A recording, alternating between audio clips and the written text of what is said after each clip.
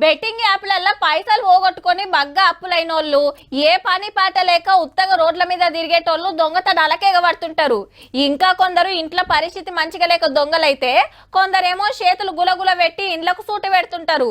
దొంగన్నలు డ్యూటీకి ఎక్కిండ్రంటే ఓ నెల 2 నెలలు రంది లేకుండా ఉండేటట్టు చూసుకుంటారు. లేదంటే ఎంత దొరికితే గాడికే మా భాగ్యం అనుకుంటారు.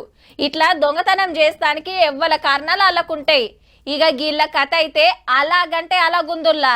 ఈ దొంగ బడవేగాలే మొన్న బైంసాల నాగమ్మ గుడిని దోషనోళ్ళు చిల్లర చిక్కలు గంటలెత్తుకోవేన్రు. జప్పున పట్టుకోవాలని హిందూ సంఘాలు బందుకు ఆవాదిస్తే సరే అని అందరు ఫాలో అయిండ్రు.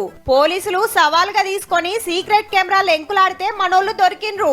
ఒకని పేరు విశాల్, ఇంకోటి పేరు సంగురతన్. ఇంతకు గుడి ఎందుకు దోషిండ్రని అడిగితే న్యూ ఇయర్ సెలబ్రేషన్ బాగా మంచిగా చేసుకోవాలంటే ఏదైనా టెంపుల్ లో టెస్ట్ చేయాలి అనేసి వాళ్ళు అనుకున్నారు.